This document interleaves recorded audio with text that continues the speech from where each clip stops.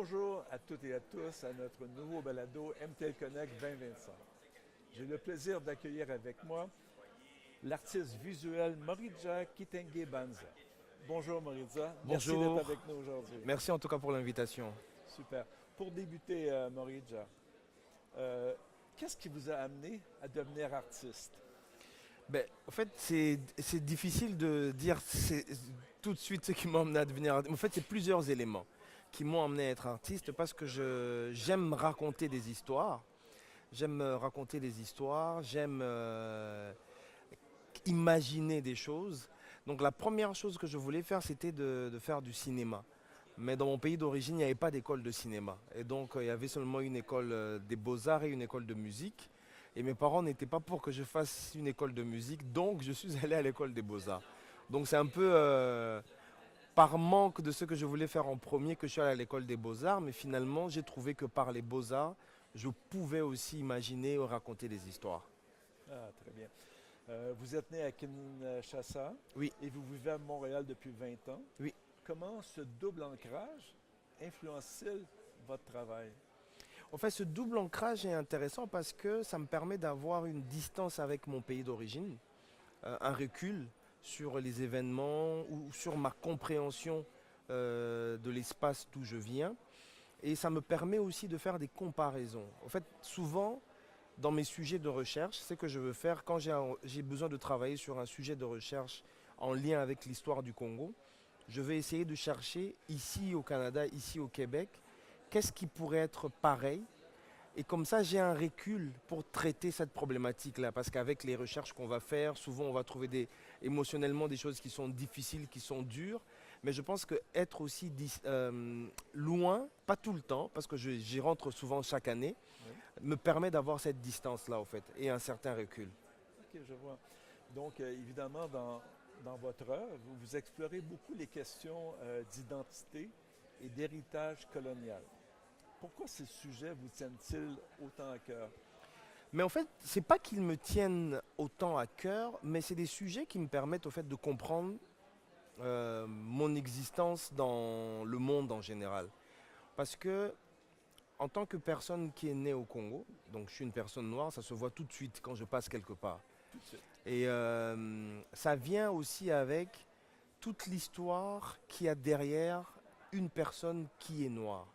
Donc, et c'est comme ça que pour moi c'est intéressant de comprendre qu'est-ce que la colonisation a bâti au fait, comme imaginaire sur moi, quand je suis dans un milieu qui n'est pas le mien au fait.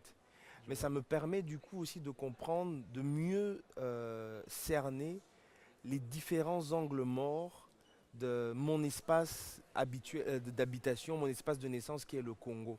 Et donc pour moi, c'est pas juste une idée de chercher à revendiquer mon identité. Et d'ailleurs, je pense que tous, qu'on soit d'origine africaine, asiatique ou européenne, tous on revendique quelque part notre identité, mais de différentes sortes. Absolument. Oui, donc, évidemment, au-delà de l'identité, vous utilisez dans vos œuvres une grande variété de médiums. Ça peut être la peinture, la vidéo, les photos. Comment choisissez-vous le format adapté pour exprimer ce que vous voulez présenter, votre idée? En fait, je choisis d'abord l'histoire que je veux raconter. Je choisis l'imaginaire que j'ai envie de représenter. Et c'est à partir de ça que je veux choisir le médium pour me dire quel est le médium qui est le mieux pour pouvoir représenter cet imaginaire. Donc pour moi, les médiums, c'est vraiment comme... c'est une route, c'est un conduit, c'est comme un robinet. Tu sais, le robinet va servir, les tuyaux vont servir à sortir de l'eau. Oui. Donc on pourrait mettre du vin à l'intérieur ou mettre des boissons gazeuses ou peu importe. Donc pour moi, le médium, je le prends un peu de cette façon-là pour simplifier. Mais c'est vraiment que c'est l'histoire que je veux raconter, les imaginaires que j'ai créés qui vont choisir le médium en fait, qui vont me permettre de dire la peinture va être le bon médium, la photo va être le bon médium, l'installation va être le bon médium ou ainsi de suite. Comme vous savez, vous êtes à MTL Connect, on aime parler numérique. Donc, évidemment, ça m'amène à vous poser la question, est-ce que vous intégrez le numérique et ou l'IA dans vos œuvres? En fait, je ne dirais pas que je l'intègre dans mes œuvres, mais je pourrais l'intégrer dans mon processus de recherche et de création. Je ne suis pas encore arrivé au point où je vais intégrer l'intelligence artificielle dans mes œuvres ou le numérique dans mes œuvres. Mais ça va m'aider dans mon processus de création parce que pour moi, c'est quand même important. Je viens d'une école des beaux-arts, donc ça reste quand même important pour moi en tant qu'artiste d'utiliser mes mains, de produire mes objets, de produire mes œuvres d'art. Mais à la base, je vais essayer dans mon processus de création, de réflexion, d'intégrer certains éléments qui me permettent d'avancer, pas d'avancer vite, mais d'avancer différemment. Ah, très bien. Mais est-ce que vous croyez que finalement le numérique IA peut amener est-ce que votre vision change? Est-ce que votre approche de vos œuvres puisse évoluer avec un peu plus de numérique ou au-delà de juste de la recherche? Non, je ne pense pas parce que, comme on parlait tantôt du médium, pour moi c'est aussi un médium. Parce que le médium en soi ne change pas ma réflexion que j'ai dans ma recherche. Le médium me permet de pouvoir montrer ou démontrer en fait cette réflexion-là. Et c'est comme ça que je pense que pour moi, l'IA, en tout cas moi de ma part, je pense que pour moi, en allant un peu plus loin dans ma recherche, on ne sait jamais de quoi est fait l'avenir et le futur, mais je pense que ça restera beaucoup dans un processus de création que dans un processus de transformation de l'œuvre. Parce que je pense que le médium ne transforme pas l'œuvre. L'œuvre, c'est aussi une réflexion de l'esprit, de l'âme, si on pourrait aller plus loin, si on pourrait aller plus loin. Donc, c'est comment on l'utilise dans le médium, comment on vient mettre ça en place, mais tout est déjà pensé au départ, en fait. Pour moi, le médium, c'est juste les facilités techniques qui vont nous permettre d'aboutir à ce qu'on a, au sujet ou à la thématique à laquelle on a pensé. Donc finalement, les médiums au service de l'art. Maintenant, pour terminer, selon vous, comment l'art peut-il contribuer à transformer les regards et faire évoluer la société? Oh, l'art le fait depuis la nuit des temps, à transformer les regards et à faire évoluer la société. Mais c'est juste, est-ce que nous, on est attentifs à ce que l'art nous offre? Ça serait un peu ça ma réponse et ma question en même temps. Parce que je pense que l'art, c'est le sens même de notre existence, en fait. C'est quand on parle des grottes de Lascaux, il n'y avait pas besoin d'IA pour faire les grottes de Lascaux, en fait. Non, pas du Et tout. évidemment, c'est ce besoin, je pourrais même dire primaire, d'exprimer, de faire quelque chose, en fait.